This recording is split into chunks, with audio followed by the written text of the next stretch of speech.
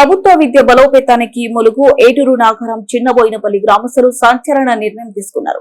గ్రామంలోని పిల్లలందరినీ స్థానిక యూపీఎస్ పాఠశాలలోనే చేర్పించాలని ఏకగ్రీవంగా తీర్మానించారు.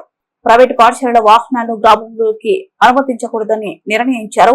గ్రామసభ నిర్ణయాన్ని ఉల్లంఘించి పిల్లలను ప్రైవేటు పాఠశాలకు పంపితే సంబంధిత కుటుంబాలపై గ్రామసభ తగిన చర్యలు తీసుకుంటుందని హెచ్చరించారు.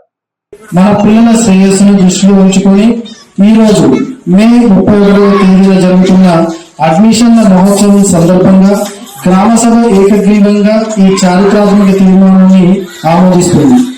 మన డిఎన్డి యూపీఎస్ ప్రభుత్వ పాఠశాలలో ఆంగ్ల మాధ్యమం, నిపుణులైన ఉపాధ్యాయులు మరియు ఉచిత వసతులు అందుబాటులో ఉన్నందున గ్రామ విద్యా వ్యవస్థను రక్షించుకోవడానికి గ్రామసభ కింది నిర్ణయాలను ఏకగ్రీవంగా తీర్మానించింది. దాంట్లో మొదటిది 100% ప్రభుత్వ పాఠశాలల అడ్మిషన్ల కట్టుబాటు.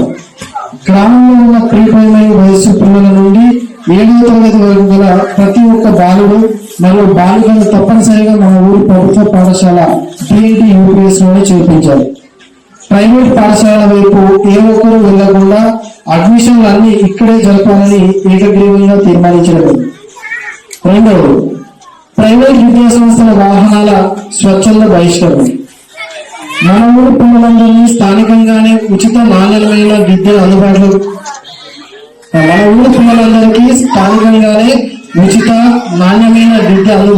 వచ్చినందున ప్రైవేట్ విద్యా సంస్థలను, దానికి సంబంధించిన బస్సులను, ఆటోలను మరియు వ్యాన్లను మన గ్రామ పంచాయతీ పరిధిలోకి రాకుండా గ్రామస్తులందరం స్వచ్ఛందంగా ఏకగ్రీవంగా బహిష్కరణ ప్రకటిస్తున్నాము.